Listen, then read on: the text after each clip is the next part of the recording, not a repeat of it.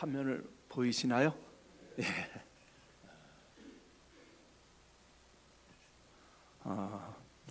오늘 한 4주 동안 요한계시록을 어떻게 읽을 것인가. 사실 저는 요한계시록을 좀 피하고 싶은 책이었는데요.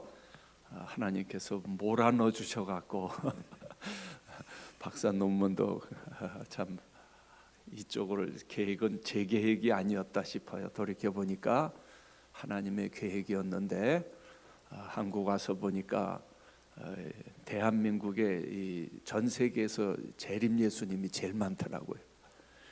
제가 20여 년 전에 귀국했을 때는 한 50명 됐는데 지금은 한 80명 된대요. 그래서 하나님께서 계시록을 공부시켜 주셨구나 하고 생각되고요.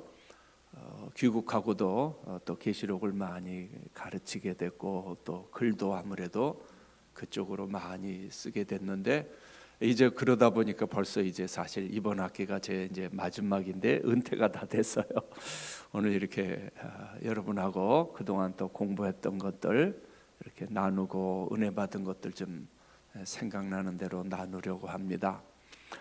자, 이 사경회를 해달라고 그래서요. 부흥 사경회를 사실은 제가 조금 다른 방식으로 하는데 성경의 중요한 장들 중심으로 이렇게 좀 해야 되겠다. 제가 그래서 4제목을 골랐는데요. 오늘은 요한계시록 4장을 중심으로 해서 말씀을 나누도록 하겠습니다. 우리 한번 따라해 볼까요? 영광의 보좌를 보라. 영광의 보좌를 보라. 자, 보니까 우리 목사님이 벌써 요한계시록 강의를 설교를 시작하셨다면서요. 이건 보통 교회가 아니에요. 동산교회는 참 보통 교회가 아니고 보통 목사님이 아니시다. 제가 아주 벌써 오면서 은혜를 받았어요. 소식들을 듣고. 자, 요한계시록을 왜 공부해야 되나? 사실 이 어려운 책을 왜 공부해야 되죠? 이건 몰라도 되지 않아요? 그거 죽고 나면 그냥 다 천국 가는 거 아니에요? 자, 이렇게 생각하기가 쉽죠, 그렇죠? 자, 근데 요한계시록을 모르는 것은 정말 엄청난 손해예요, 손해. 자, 따라해 보십시다. 최고의 신적 기원을 강조한다. 자, 모든 성경이 다 성령님의 감동으로 됐고 모든 성경이 다 하나님의 놀라운 계획이 담겨 있어요. 근데 계시록은 제가 생각할 땐 다른 어떤 책보다도 더 이것을 많이 강조해요. 하나님의 마음이 담겨 있는 책이다. 저는 지난 20여 년 동안도 귀국하고 또 요한계시록을 참 어려운 책임에는 틀림이 없습니다. 그러나 저는 정말 계시록을 공부하면서 받은 은혜가 얼마나 큰지 말로도 할 수가 없어요. 특별히 지난 한 10여 년 동안 주석을 쓰는데 전념을 했는데요. 제 인생의 가장 행복한 시간이었다. 가장 축복된 시간이었다. 마치 이 하늘의 비밀을 그냥 몰래 이렇게 들여다보는 것 같은 이 어마어마한 축복을 누렸다 생각이 돼요. 최고의 신적 기원을 강조한다. 요한계시록 1장부터 내가 보는 것을 두루마리에 써서 7 교회에 보내라. 에베소 교회에 편지하라. 서머나 교회에 편지하라. 여기 주님이 계속 강조하고 또 강조하고 또 강조해요. 천사들이 나타나요. 이 요한계시록 전체가 다 환상이에요. 환상. 다른 성경에도 환상이 등장하죠. 천사들이 등장해요. 근데 요한계시록은 처음부터 끝까지 막 하늘 문이 열리고 새 하늘과 새 땅이 열리고 와, 정신 못 차릴 정도의 어마어마한 환상이에요. 여러분 이거 받을 준비가 근데 돼 있으십니까? 대단하네요. 그런 확신이 진짜 있어요. 와, 왜냐하면 이거 너무너무 환상이요. 압도적이에요. 저는 계시록을 읽다가 어떤 때는 그냥 너무 압도적이라서 이 계시가 그냥 제가 한없이 작아지는 것 같고 이 계시가 너무 커요. 근데 어떻게 여러분들은 받을 준비가 돼 있으시죠? 대단하시네요. 자, 최고의 복음이다. 구원의 완성이다. 자, 예수님께서 증거하신 구원의 완성이다. 그동안 요한계시록을 너무 많이 오해해갖고 요한계시록을 무섭고 두려운 책으로만 알고 있는데요, 요한계시록은 계시의 완성이요 구원의 완성이에요. 우리 주님께서 이 땅에서 증거하신 가장 중요한 핵심 복음이 뭐예요? 하나님 나라 아닙니까? 하나님 나라. 하나님 나라가 가까웠다. 회개하고 이 복음을 믿으라. 그런데 우리 주님께서 이 땅에 오셔 증거하신 그 하나님 나라는 아직 완성되지 않았어요. 시작되었지만 아직 이 땅에는 마귀가 있어요, 없어요? 자, 여러분 천국 생활을 이 땅에서 누리시죠? 자, 근데 전쟁이 있어요, 없어요? 자, 지금 우리나라에도 산불이 지금 나서 얼마나 많이 이재민이 생겼어요. 저 미얀마에서는 지금 지진이 나서 여기저기서 사람들이 건물 속에 매몰되고 가족을 잃은 눈물, 슬픔이 있어요. 저 우크라이나에서는 아직도 전쟁이 그치지 않고, 저 지금 팔레스타인에서도 언제 전쟁이 정말 그칠지 않은 이 화약고에, 사실 우리나라도 지금 전국이 불안하고 언제 무슨 일이 일어날지 온 국민들이 지금 여러 달 동안 마음을 졸이고 있어요. 하나님의 나라가 시작되었지만 이 땅에는 여전히 아픔이 있고 고통이 있고 슬픔이 있고 죄의 저주가 있어요. 그런데 요한계시록은 그 죄의 저주가 다 끝나고 사탄의 모든 통치가 다 끝나고 어두움의 모든 세력이 다 영원한 불못에 던져지고, 그때가 되면은 미운 마음이 들지도 않고 죄의 영향력이 우리를 전혀 다스릴 수 없는 새 하늘과 새 땅, 새 예루살렘, 새 에덴, 신천 신지의 모습을 보여주고 있어요. 할렐루야. 복음의 완성이다. 그래서 최고의 복음이다. 구원이 완성된다. 우리가 지금 구원받았지만 아직 구원이 완성되지 않았어요. 그런데 요한계시록은 그 구원이 완성될 때의 모습이 어떤지 보여주는 책이에요. 계시의 클라이맥스다. 계시의 클라이맥스다. 리차드 보칸 박사님이란 영국의 아주 유명한 세계적인 요한계시록 전문가가 있는데 그분이 쓴 책 중에 그런 책이 있어요. The Climax of Prophecy라. 요한계시록은 예언의 완성이다. 근데 저는 거기다가 한 걸음 더 나가서 신구약 전체의 완성이다. 여러분, 이 요한계시록을 공부하실 거죠? 이미 목사님께서 가르치신다니까 제가 얼마나 감사한지 몰라요. 자, 왜 요한계시록을 공부해야 되는가 마지막으로 한 가지만 더 말씀드려요. 대한민국에는 뭐가 많아요? 사이비 신흥종교가 많아요. 예수님이 몇 명이요? 80명이 돼요. 자, 우리 대한민국은 뭐든지 했다면 1등이에요. 그렇죠? 예, 정말 신기해요. 대한민국에는 예수님도 이렇게 많으니. 근데 이 재림 예수, 거짓 선지자들이 다 요한계시록을 갖고 장난을 쳐요. 그래서 사실 교회에서 요한계시록을 많이 가르쳐야 돼요. 가장 기본적인 메시지만 알아도 흔들리지 않을 터인데. 자, 오늘 그래서 요한계시록의 오늘 가장 중요한 장을 제가 여러분에게 오늘 소개해 드리려고 그래요. 자, 요한계시록의 요절이 뭐냐? 누가 저에게 물으신다면 저는 서슴없이 요한계시록 19장 6절 말씀을 말씀드릴 거예요. 자, 요한계시록에 물론 다른 중요한 구절이 많이 있어요. 그러나 여러분 이 구절을 꼭 좀 특별히 기억해 주시면 좋을 것 같아요. 요한계시록 19장 6절입니다. 우리 같이 한번 읽어볼까요? 다 같이 시작. 할렐루야. 주 우리 하나님 곧 전능하신 이가 통치하시도다. 우리 동산교회 성도님들 머리가 다 영특하시죠? 그냥 한 번만 싹 봐도 다 외워지죠? 그렇죠? 자, 다시 한번 읽어보겠습니다. 시작. 할렐루야. 주 우리 하나님 곧 전능하신 이가 암송하기도 쉬워요. 할렐루야. 주 우리 하나님 곧 전능하신 이가 통치하시도다. 다시 한번 시작. 할렐루야. 주 우리 하나님 곧 전능하신 이가 통치하시도다. 아마 여러분들 가운데는 저게 어떻게 요절이 될까? 요한계시록에는 아마겟돈이 중요한 거 아니에요? 666이 아니에요? 전천년이 아니에요? 무천년이 아니에요?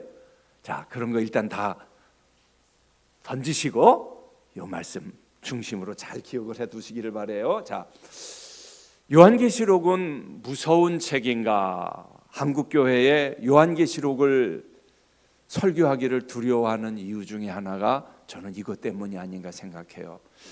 많은 목사님들이 요한계시록을 두려워하는 이유가 요한계시록에는 무서운 심판들이 기록되어 있지 않습니까? 두려운 책이 아닙니까?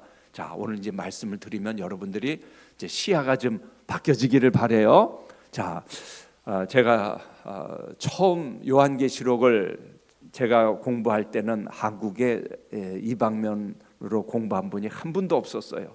웨스트민스터에서 처음으로 요한계시록 강의를 들었는데 그때 이 포이트레스 박사님이란 분이 요한계시록을 가르쳤는데 나중에 그게 책으로 나와서 얇은 책으로 나왔는데 그 서문에 이렇게 기록을 해요. 요한계시록의 메시지를 한 문장으로 요약할 수 있습니까? 그렇습니다.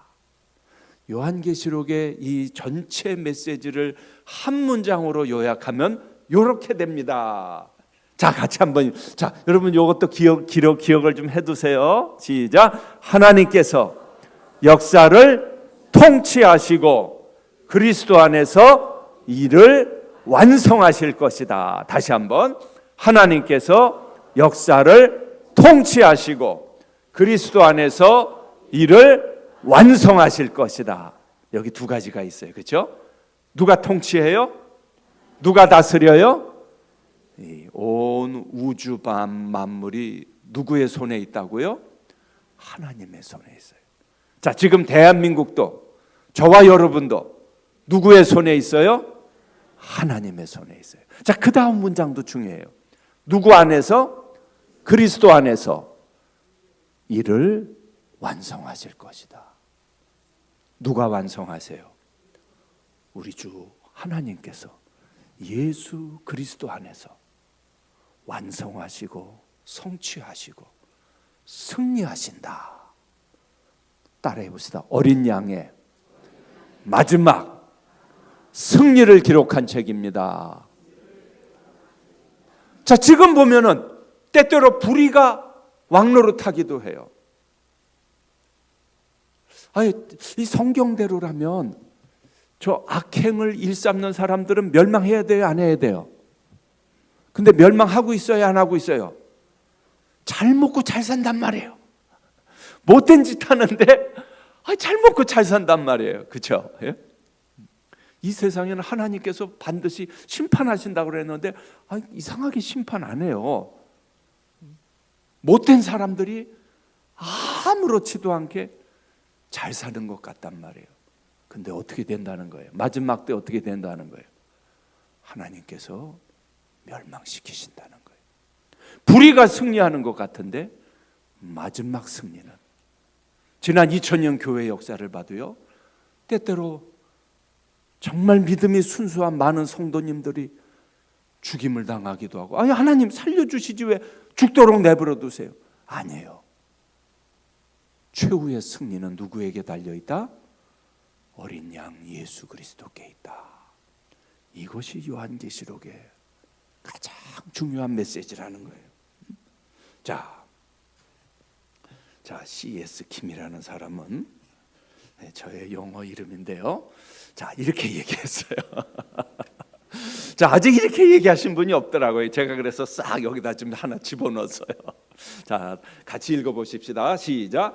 요한계시록은 삼위일체 하나님의 영광을 보여주는 책이며 동시에 성도의 영광을 보여주는 책이다. 성도는 어린 양의 왕적 통치에 참여하게 될 것입니다. 자, 여러분, 이 앞문장을 보세요. 요한계시록은 누구의 영광을 보여줘요? 삼위일체 하나님, 성부, 성자, 성령님, 삼위일체 하나님의 영광을 보여주는 책이며 동시에 누구의 영광을요? 성도의 영광이면 누구예요? 자, 여기다가 그렇게 한번 해보세요. 동시에 나의 영광을 보여주는 책입니다. 놀랍지 않아요? 여러분, 이거 믿어지세요? 정말 믿으시는? 이거 왜 아멘이 없어요? 자, 다시 한번 나의 영광을 보여주는 책입니다. 다른 사람이 아니라 모든 성도님들, 저와 여러분들, 그리고 여기 오늘 함께 주님을 경배하는 모든 성도님의 영광을 보여주는 책이에요. 그런데요, 제가 이거 암만 얘기해도 잘 안 믿더라고요. 여러분, 사탄의 가장 큰 전략 중에 하나가 뭔지 알아요? 저는 요한계시록을 공부하면서 이 확신을 가지게 됐어요. 사탄의 가장 큰 전략 중에 하나가 뭐냐? 하나님의 백성이 하나님의 백성의 영광을 못 보게 하는 거예요. 네가 뭘 해?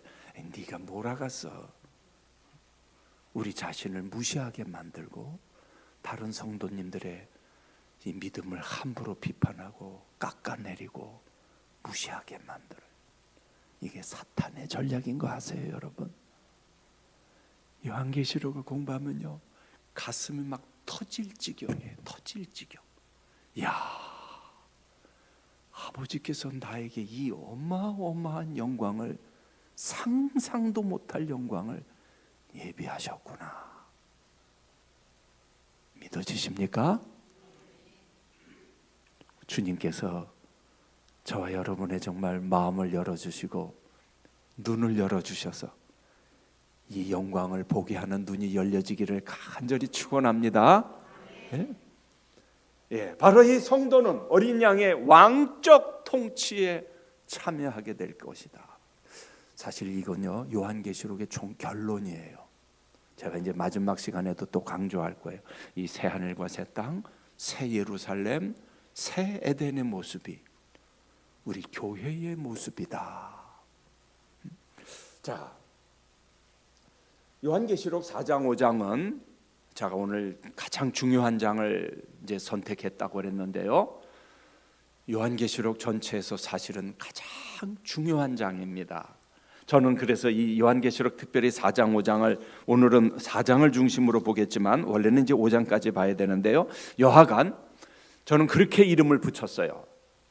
이것도 아직 이렇게 이름 붙인 사람이 없더라고요. 따라해 보겠습니다. 요한계시록의 총사령부입니다. 요한계시록 전체에서 가장 중요한 장을 꼽는다고 할 것 같으면은 저뿐만 아니라 요한계시록의 많은 전문가들이 요 4장 5장입니다. 저는 거기서 한 걸음 더 나아가서 총사령부이다.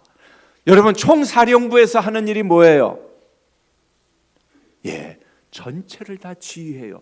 육해공군 전체를 만약 전시라든지 무슨 사고가 났든지 무슨 훈련이 났으면 이 총사령부 지휘관들이 모여서 아마 지하 벙커가 되겠는지 그 참모들이 모여갖고 전체 군을 다 통솔하고 지휘하고, 여기다가 육군 몇 사단을 보내라, 여기에 공군 얼마 보내라, 전투기를 몇 대 보내라, 여 전황의 보고를 다 받고 전시에 움직일 거예요. 그 일을 하는 데가 어디예요?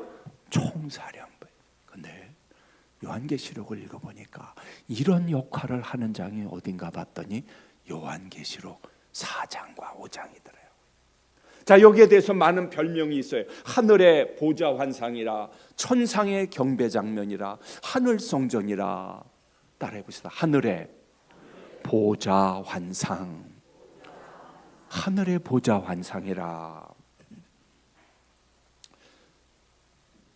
자, 이 요한계시록 전체를 움직이는 가장 중요한 장입니다.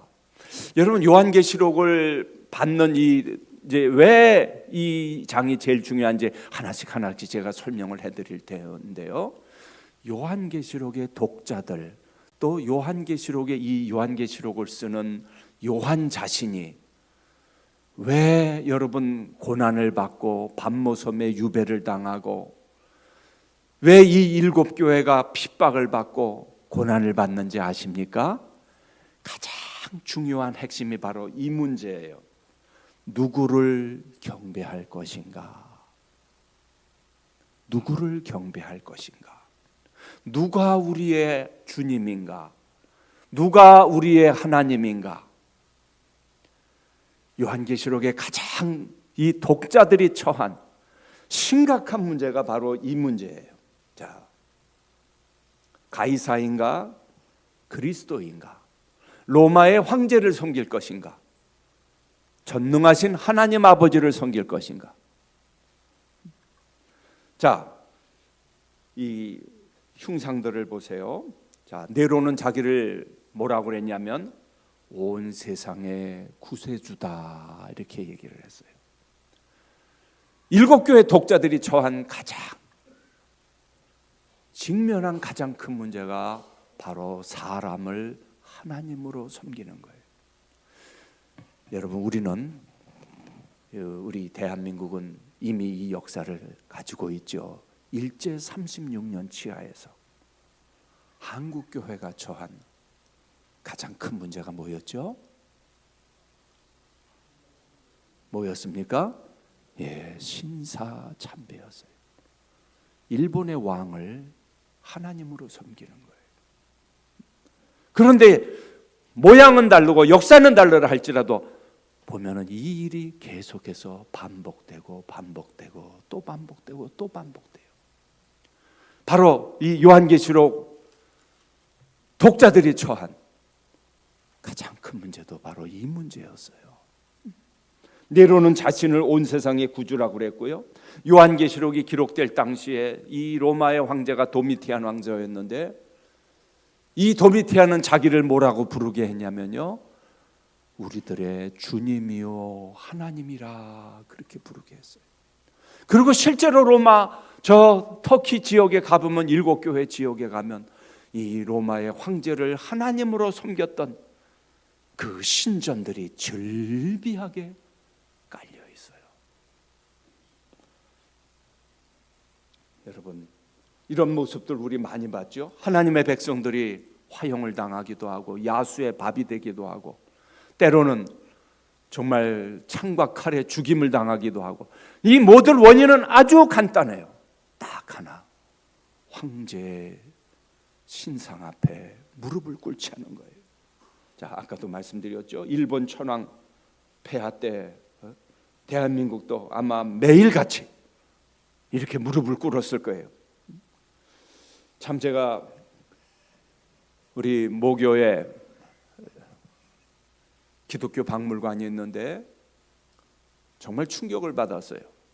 이 일제시대 때 우리 한국교회가 신사참배 무릎을 꿇었다 하는 이야기는 많이 들어서 알고 있어요. 그런데 그 당시에 여러분, 이 나온 주보가 있거든요. 교회 주보를 그 기독교 박물관에 전시해 놨는데 제가 여기 이제 몇 개를 사진을 찍었어요. 여러분, 예배 드리기 전에 뭐 했는지 알아요? 주보에 뭐가 나와 있냐면 국민의례가 나와 있어요. 여러분, 이 국민의례가 뭘 뜻해요? 하나님 앞에 오늘 이렇게 우리가 나와서 예배 드리는데 예배 드리기 전에 온 성도님들이 일본을 향해서 신사를 향해서 먼저 절을 하고 주일마다 예배를 드렸다는 거예요. 자, 여기 제가 표시를 했는데 국민의례 여기 보니까 궁성요배라고 써 있나요? 궁성요배. 묵도 일본의 신사를 향해서 왜 그랬습니까? 이거 몰라서 그랬겠습니까? 목숨이 달린 문제가 되니까 1세기 성도들하고 똑같은 상황이 대한민국에도 있었던 거예요. 하나님이 이 예배를 과연 정말 받으셨을까? 다시 한번 제가 이 말씀을 드리는 이유가 부끄러운 우리 장로교회 역사예요. 이런 역사가 다시는 되풀이돼서는 안 되겠다. 그냥 총회에서 가결한 정도가 아니라 주일마다 대예배 시간에 성도님들이 모여서 일본의 신사 앞에 먼저 절을 하고 하나님 앞에 예배드린 이 부끄러운 과거가 다시는 되풀이돼서는 안 되겠다. 사랑하는 여러분들, 북한의 성도들이 지금도 지하 성도들이 있다고 들었습니다. 북한의 성도들에게도 지금도 가장 이 큰 문제가 바로 이 문제예요. 김일성을 경배할 것인가? 하나님을 경배할 것인가? 자, 여러분 이게 뭔지 아십니까? 이 금수산의 태양궁전이라고 그러죠. 거의 1조 원을 들여서 1990년대에 건축했다고 그러죠. 북한 주민 300만이 굶어 죽었을 때 북한 주민들 전체를 다 몇 년 동안 살리고도 남을 만한 그 돈을 가지고 김일성, 김정일 이 시신을 처리해서 여기서 숭배하게 만들죠. 이것뿐만이 아니죠. 북한 전역에 김일성, 김정일 동상이 이것도 점점 늘어가더라고요. 몇 년 전에는 한 3만 개라고 들었는데 지금은 4만 개, 5만 개. 북한 전역이 아침에 일어나면 제일 먼저 하는 게 뭐예요? 바로 이 동상 앞에 가서 경배하고 참배하는 거예요. 여러분, 이 황제 숭배는요 2000년 전의 이야기가 아니에요. 지금도 진행이 되고 있어요. 먼 나라 이야기가 아니고요, 지금 가까운, 지금 여기가 어디죠? 예, 불과 1시간만 아마 전선역으로 달려가면은 완전히 딴 세상이에요. 여러분 한번 이 부분을 보세요. 북한에서 사도신경을 어떻게 바꿔서 암송하고 있나. 북한에 다녀오신 어느 목사님이 이것을 입수해 갖고 발표하는 것을 들었어요. 깜짝 놀랐어요. 김일성 그이는 하나님, 전능하사 당과 인민을 영도하시는 김일성 주석을 내가 믿사오며. 참, 여러분 이거 믿어지세요? 이런 일이 있다는 게요. 사도신경을 완전히 개조해 갖고 거기다가 그 외아들 김정일 동지를 내가 믿사오니 이는 공산당으로 잉태하사 미 제국주의자들에게 박해를 받으시고 저리로부터 인민을 해방하러 오시리라.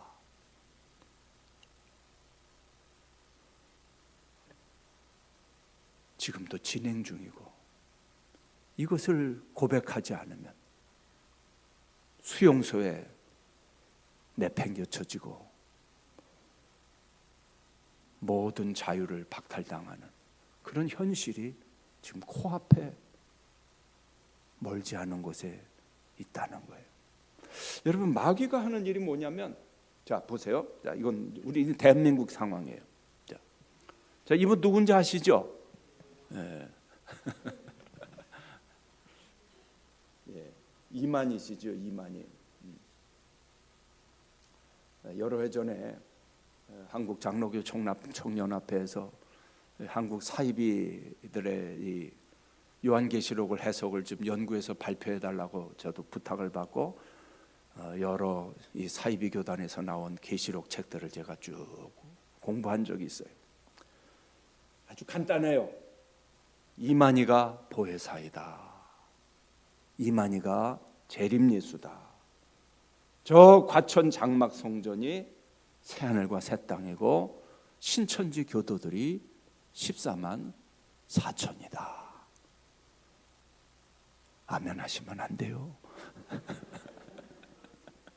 자, 여러분 이거 믿어지세요? 근데 여기에 목숨 거는 분들이 좀 있어요. 교회마다 지금 그래서 신천지 교도들 출입 금지라고 다 써 있어요. 제가 믿어지지가 않더라고요. 이거 어떻게, 이거 말도 안 되는 거를 생명 걸고 따르는 사람들이 지금 한 10만 명 넘은 것 같아요. 교회마다 긴장하잖아요. 근데 그래서 이 이만희 씨 제가 강연을 한번 들어본 적이 있어요. 도대체 저 영감님이 어떻게 하시길래 사람들이 저렇게 젊은이들이 따라갈까? 제가 보고 한 가지 배운 게 있어요. 이분이 그렇게 얘기하시더라고요. 나는 계시 받았어 그러더라고요. 이야, 한국에는 계시 받았다 그러면 통하는구나. 한국에는 40일 금식했다 그러면 통하더라고요. 내가 금식하다가 하늘 보좌를 왔다 갔다 했어. 그럼 아주 신령한 분이다 듣는 거예요. 저 목사들은 다 가짜고, 다 여기 표현을 보면 그렇게 얘기해. 저 마귀 새끼들이라고 다. 사랑하는 성도님들, 이들이 노리는 것 딱 하나가 있어요. 저 북한의 김일성이나 로마의 황제나 일본의 신사나 대한민국의 재림예수나 이들이 노리는 건 그렇게 많지 않아요. 딱 하나예요. 자, 여러분 이 사람도 잘 아시죠? 문선명이 죽기 꽤 장수하셨더라고요. 죽기 한 1년 전인가 신문에 나왔어요. 뭐라고 나왔냐면 무슨 등극식? 하나님 등극식을 했대요. 이미 사실 하나님 행사 다 하다가 마지막 죽기 전에 자기가 하나님임을 선포하노라 하고는 한 1년 만에 죽었더라고요. 왜 하나님이 죽어? 자, 여러분 공통점은 하나예요. 뭐예요?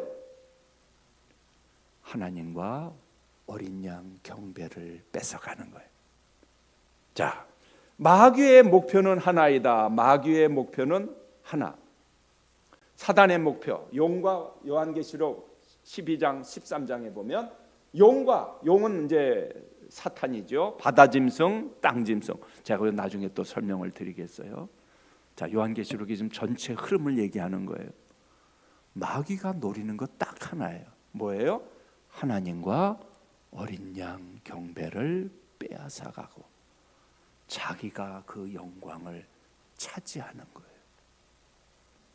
창세기 3장에 그 사탄의 공격, 뱀의 공격이 뭐예요? 네가 하나님이야.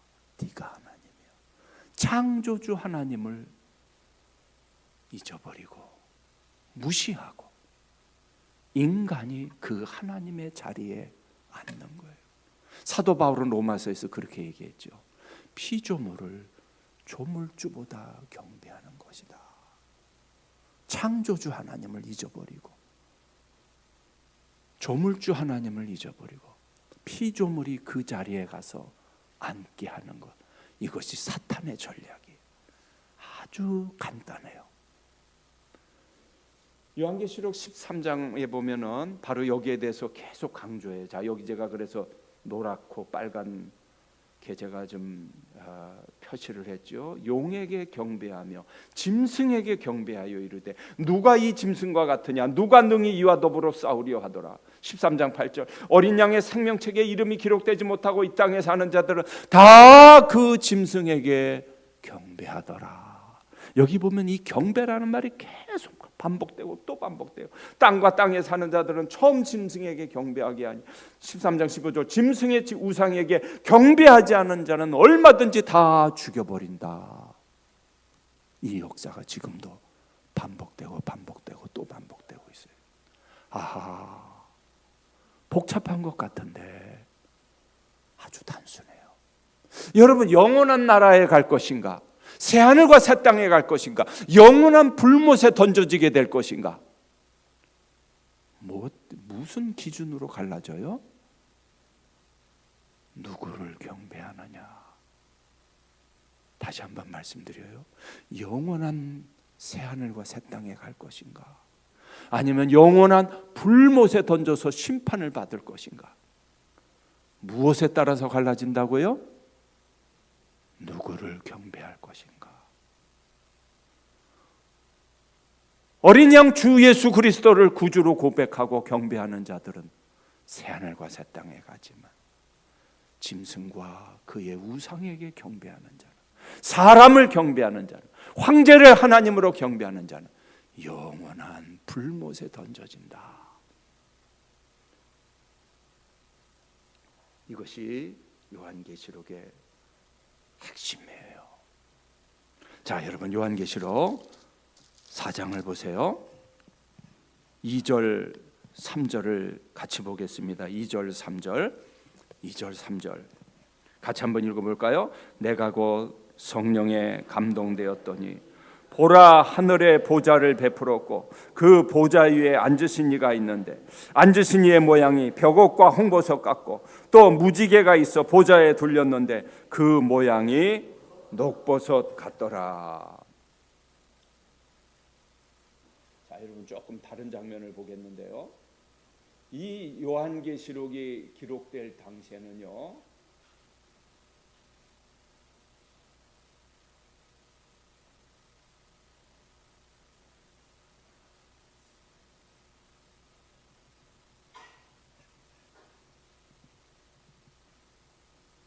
자, 요한계시록이 어디서 기록되었죠? 반모섬에서 기록됐어요. 제가 반모섬을 살짝 보여드릴게요. 혹시 다녀오신 분 계신가요? 저기 뒤에 계시네요. 아이고 감사합니다.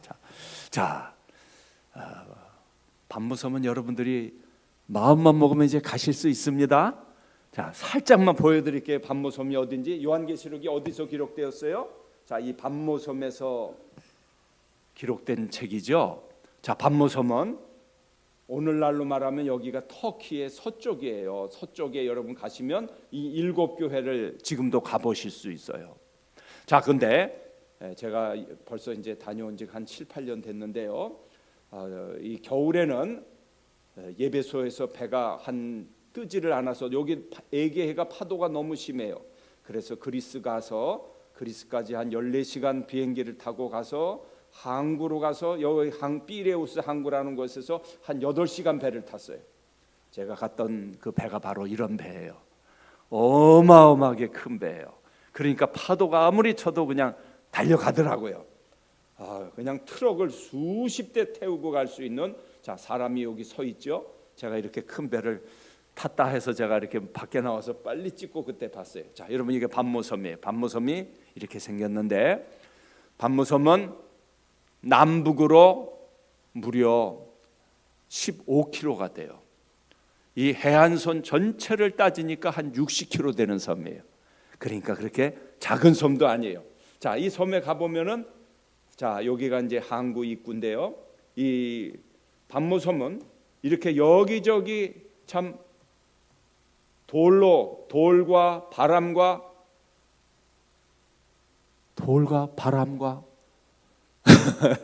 여자가 많은 곳은 아니에요. 돌이 많고 바람이 많은 곳이다.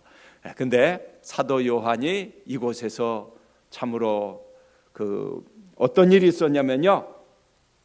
제가 그 역사를 아무래도 간략하게 말씀을 드려야 되겠는데요. 사도 요한이 이 머나먼 박해를 피해서 터키 예루살렘 여기까지 따지면 아마 몇 달이 걸렸을 거예요. 여러분이 터키가요, 우리 남한의 그 8배라고 그래요. 어마어마하게 큰 나라예요. 근데 요 서쪽인데 아마 예루살렘에서 여기까지 오려면 정말 먼 길을 왔어야 됐어요. 그런데 박해를 피해서 여기까지 왔는데 예배소 교회 담임 목사님이었어요. 담임 목사님이었는데 AD 한 80년 중반경쯤에 도미티안 황제가 됐을 때 기독교에 큰 박해가 일어났어요.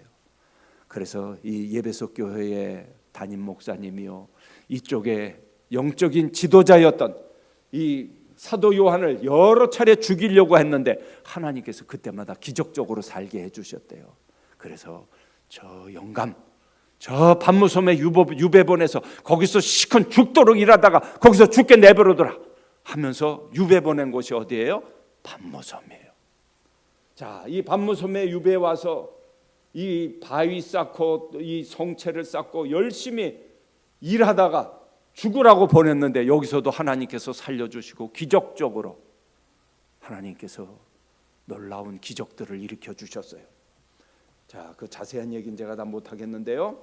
자, 사도 요한이 계시받은 것으로 알려진 계시 동굴이 있어요. 바로 여기가 요한계시록이 탄생한 곳이에요. 자, 그 동굴은 조그만데, 자, 바로 이곳입니다.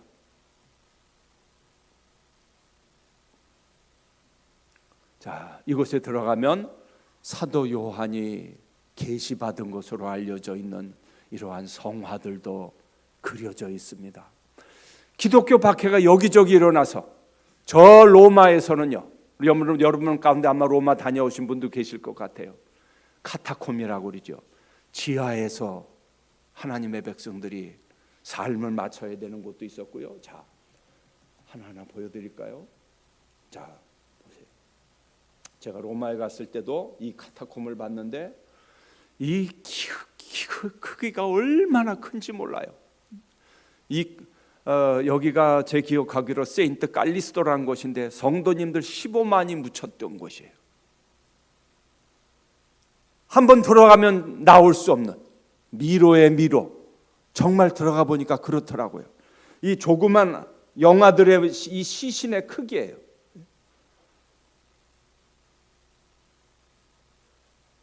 참 충격적이었어요. 야, 이 초기 AD 1세기에 요한계시록뿐만 아니라 성경이 기록될 당시에 여기저기에서는 하나님의 백성들이 수많은 박해 가운데 있었다. 이 터키에 가보면은 터키에도 뭐가 있냐면 따라해보겠습니다. 데린구요. 이 지하 도시가 있는데 이 지하 도시가 뭐 몇 개인지 알 수가 없대요. 뭐 10개 이상 된다 그러는데 이 지하 도시 하나에 무려 2만 명, 3만 명이 이 지하 도시에서 박해를 피해서 여기서 신앙생활을 하며 살고 있었습니다. 사랑하는 여러분들, 오늘 이 사도 요한이 본 환상은 바로 그런 환상이에요. 보좌에 앉으신 하나님, 앞이 캄캄하던 시절이에요. 오늘 우리들은 이렇게 편안한 가운데 예배드리고 예배드린다고 누가 잡아가지 않아요. 그러나 이 시대는 한 번 모여서 예배드리려면 정말 생명을 내걸고 집을 다 버리고 모든 것을 포기해야 되는 그런 상황이었대요.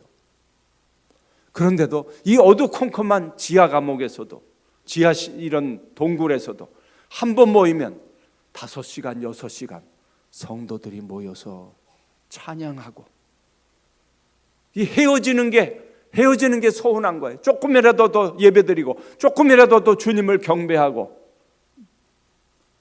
제가 이 카타콤 이 대린구유 지역을 방문하면서 얼마나 큰 충격을 받았는지 몰라요.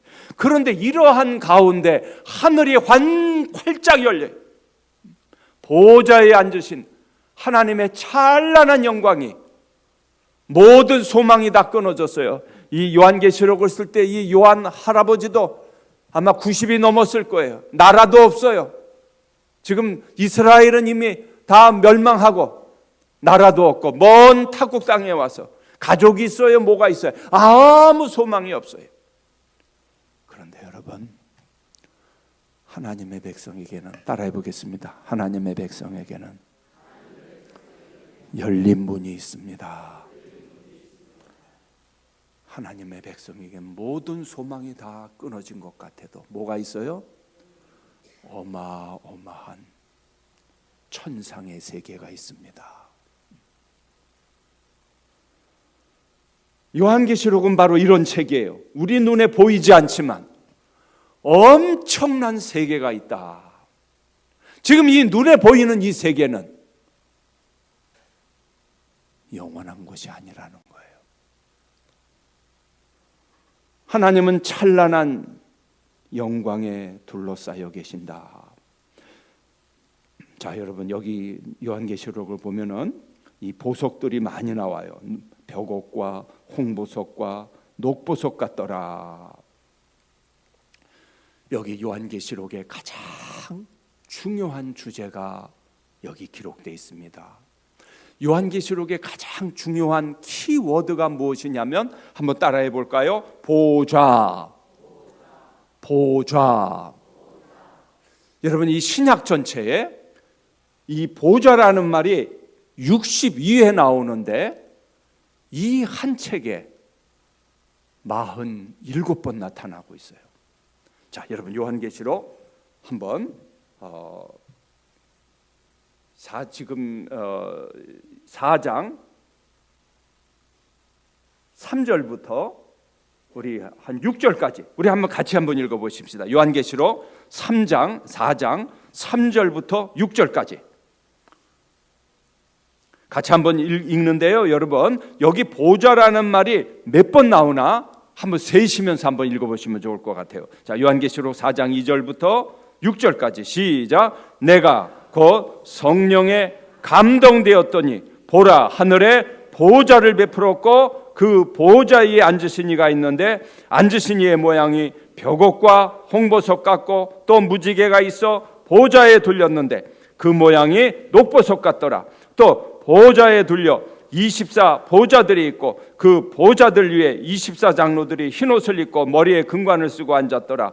보좌로부터 번개와 음성과 우레소리가 나고 보좌 앞에 켠 등불 7이 있으니 이는 하나님의 7영이라. 6절 보좌 앞에 수정과 같은 유리바다가 있고 보좌 가운데와 보좌 주위에 4 생물이 있는데 앞뒤에 눈들이 가득하더라. 자, 여러분, 여기 지금 전부 몇 차례 나와요?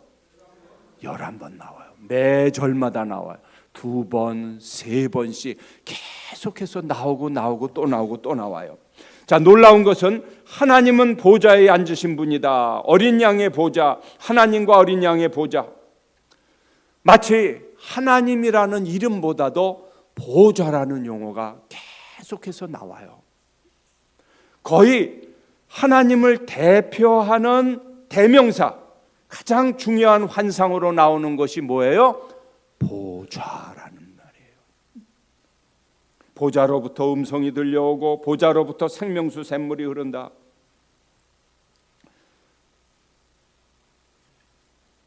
요한계시록에서 가장 중요한 환상이 사실은 아마겟돈도 아니고요, 전천년도 아니고 무천년도 아니고 666도 아니고 무슨 환상이 제일 중요해요? 보좌 환상이 제일 중요하다. 자, 이것을 통해서 요한계시록이 가르쳐주는 가장 중요한 메시지가 무엇인가? 자, 여기 먼저 보십시다. 보좌 환상이 반복된다. 보좌라는 용어만 반복되는 게 아니라 보좌 환상이 요한계시록에서 제일 중요하다. 요한계시록 4장 5장이 바로 천상의 보좌 환상이고 요한계시록 7장이 바로 천상의 보좌 환상입니다. 잊어버릴 것 같으면 나오고 또 나오고 또 나오고 그래요. 11장에도 나오고 14장에도 나오고 19장에도 나오고. 아하. 우리 따라해 보실까요? 요한계시록은 하나님의 왕되심을 선포하는 책입니다. 제가 아까 그래서 요한계시록 19장 6절이 요한계시록의 요절이라고 그랬죠. 할렐루야, 주 우리 하나님 곧 전능하신 이가 어떻게 하신다고요? 통치하신다. 이 세상이 다 끝난 것 같고 마귀가 지배하는 것 같고 로마의 황제가 지배하는 것 같은데 아니다. 하늘문을 활짝 열어주시면서 천상의 보좌 환상, 영광의 보좌에 앉으신 하나님이 이 세상을 다 지켜보고 계신다. 여러분, 핸델의 메시아를 잘 아시죠? 모르시나요? 할렐루야라는 모르는 찬양 여러분 아마 모를 수가 없잖아요. 그 할렐루야 가사가 뭐예요? 전능의 주가 다스리신다. 왕의 왕, 또 주의 주, 또 그가 길이 다스리신다. 여러분, 그 가사가 어디서 나왔어요? 요한계시록에서 나왔어요. 정확하게 요한계시록의 이 메시지를 들려주는 거예요.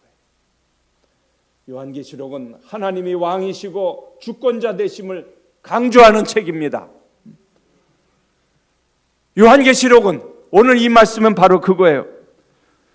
11절을 먼저 보십시다. 11절, 4장 11절 같이 읽겠습니다. 우리 주 하나님이여, 영광과 존귀와 권능을 받으시는 것이 합당하오니 주께서 만물을 지으신지라 만물이 주의 뜻대로 있었고 또 지으심을 받았나이다 하더라. 왜 하나님만 경배해야 되는가? 가장 중요한 이유는 그분이 보좌에 앉으신 전능자 하나님, 주권자 하나님, 그분이 다스리시는 하나님이기 때문이다. 두 번째로 또 가장 중요한 이유는 그분은 창조자 하나님이시기 때문이다. 그 누구도 이 경배와 찬양을 하나님 한 분 외에는 아무도 이 세상에서 받을 수 없다는 거예요. 자, 여러분, 이 메시지가 사실은 어디에 잘 기록되어 있냐면 구약의 이사야서에 너무나 정확하게 잘 기록되어 있어요. 자, 이사야 40장에 하나님께서 이사야를 통해서 이렇게 말씀하셨어요. 누가 손바닥으로 바닷물을 헤아렸으며 뺨으로 하늘을 재었으며 땅의 티끌을 되에 담아 보았으며 명칭으로 산들을 따다다다 그가 누구로 더불어 의논하셨으며 누가 그를 교훈하였으며 그에게 공평의 도로 가르쳤으며 지식을 가르쳤으며 통달의 도를 보여주었느냐. 같이 읽겠습니다. 시작. 보라, 그에게는 열방은 통에 한 방울 물 같고 저울에 적은 티끌 같으며 섬들은 떠오르는 먼지 같으니라. 하나님이 창조주이시다. 하나님이 창조주이시다. 보라, 그에게는 열방은 통에 한 방울 물밖에 안 된다. 모든 섬들은 다 떠오르는 먼지 같다. 자, 여러분, 이게 뭔지 아시죠? 이게 무슨 폭포인지 아세요? 나이아가라. 자, 여기 가면 10년이 젊어지는 나이아 물러가라. 그 유명한 나이아가라 폭포지 않습니까? 유학 시절에 여기를 몇 차례 방문한 적이 있어요. 제가 시카고에서 공부할 때도요. 한 10시간을 넘게 운전해야 했어요. 한국에서 어머니 오시고 손님이 오시면 특별히 이곳을 꼭 구경시켜 드렸어요. 이 폭포 한가운데 가는 코스가 있거든요. 와, 정말 어마어마한 물이 막 쏟아져요. 야, 주 하나님 지으신 모든 세계가 막 나와요. 주님의 높고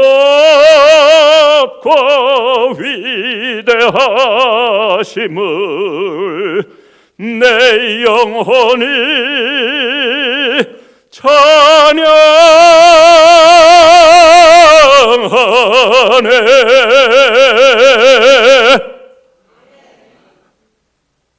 할렐루야.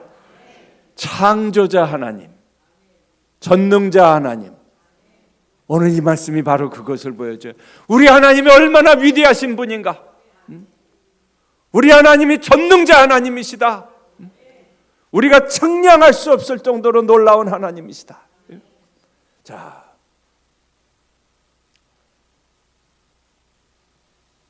여러분 3,000년 된 나무를 보신 적이 있습니까?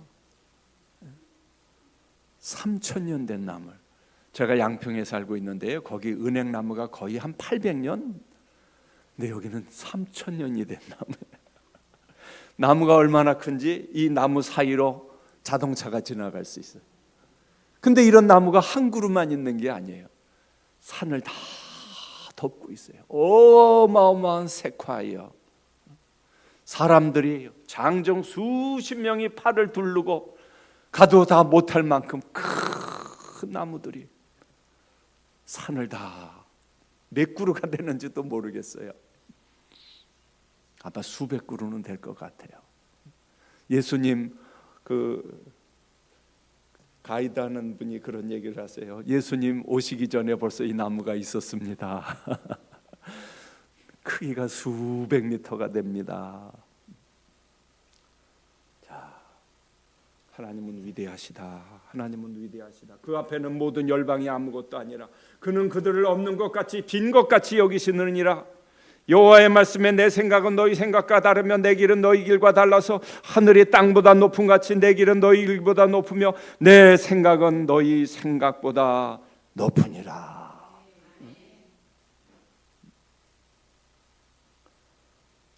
자, 우리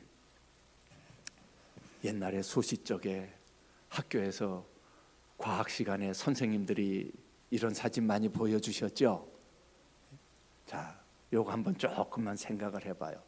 자, 여러분, 하나님이 얼마나 크신 분인가. 하나님이 창조주시라는 게 우리가 잘 실감이 안 될 거예요. 자, 여러분, 제가 중고등학교 시절, 청소년 시절에 유행했던 노래가 있었어요.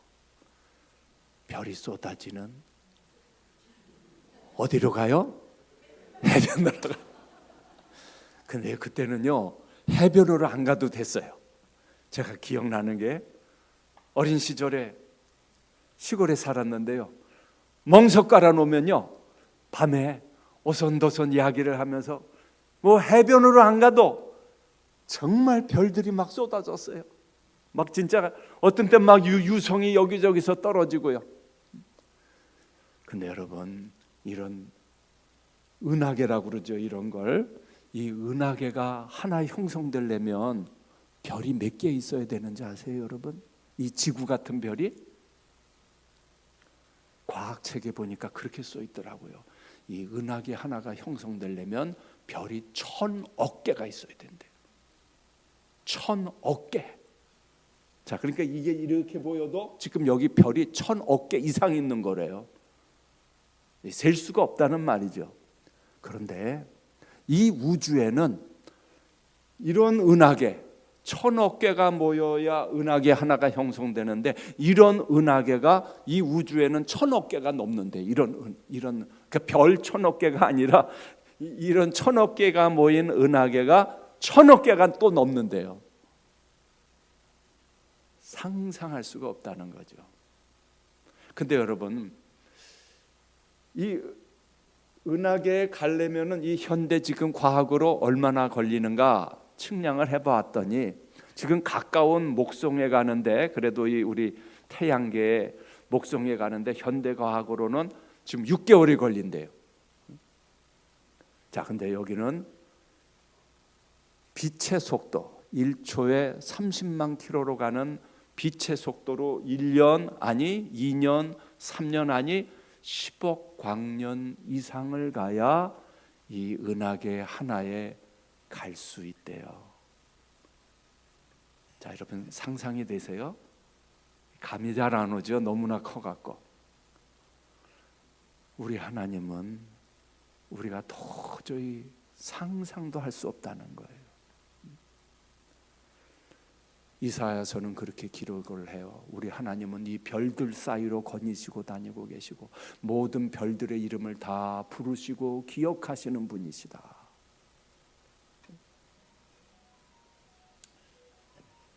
따라해 보겠습니다. 하나님은 우리가 다 이해할 수 있는 분이 아닙니다. 예. 하나님은 우리 머리에 담을 수가 없는 분이라는 거예요. 우리의 이해를 넘어서 계시고.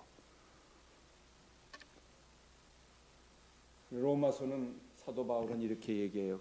같이 읽겠습니다. 깊도다 하나님의 지혜와 지식에 부여하며 그의 판단은 측량치 못할 것이며 그의 길은 찾지 못할 것이로다.